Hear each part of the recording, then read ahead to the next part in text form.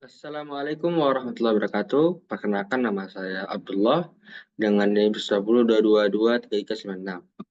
Pada kesempatan kali ini, saya akan menyampaikan materi mengenai DHCP V4.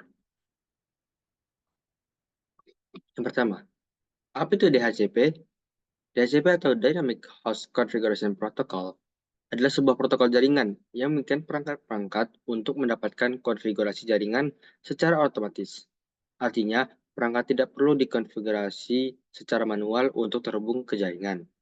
DHCP juga mengatur alokasi alamat IP, subnet mask, default gateway, dan informasi DNS untuk setiap perangkat yang terhubung. Kemudian, komponen-komponen pada DHCP. Yang pertama, server DHCP.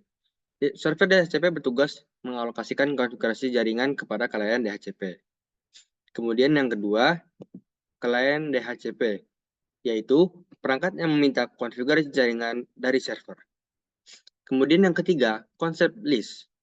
Konsep list menentukan periode waktu di mana sebuah alamat IP diberikan kepada klien sebelum perlu diperbaiki atau diperpanjang. Kemudian, bagaimana proses DHCP? Proses DHCP terdiri dari beberapa langkah yang harus dilalui oleh klien dan server DHCP.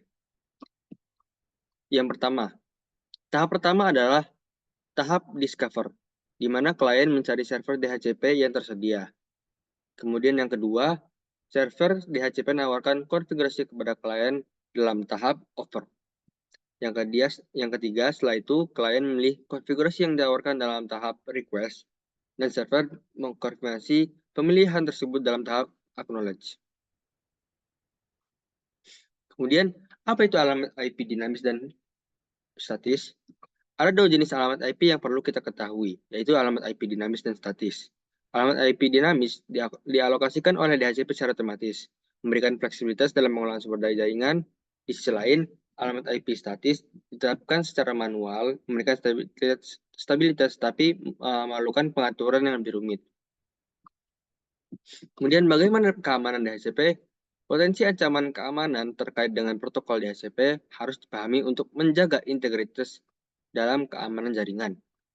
Salah satu ancaman yang umum adalah spoofing DHCP, di mana serangan ini memanfaatkan kerentanan dalam protokol untuk menyebarkan informasi palsu atau menyerang infrastruktur jaringan untuk melindungi jaringan dari spoofing DHCP dan serangan lainnya. Kemudian, bagaimana langkah-langkah kita dalam langkah-langkah untuk melindungi jaringan dari spoofing, DHCP, dan serangan lainnya. Langkah-langkah keamanan yang perlu kita lakukan, yang pertama, implementasi fitur keamanan seperti DHCP snooping dan port security dalam perangkat jaringan. Kemudian penggunaan protokol keamanan seperti Secure DHCP atau DHCP V6 Guard. Kemudian pemantauan aktif terhadap aktivitas jaringan untuk mendeteksi dan merespon ancaman keamanan dengan cepat. Yang keempat, pembaruan reguler perangkat lunak dan konfigurasi keamanan untuk menjaga keamanan jaringan yang optimal.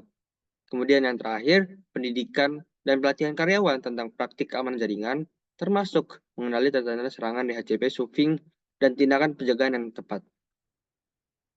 Kemudian terakhir, yang dapat saya sampaikan, kurang lebihnya mohon maaf.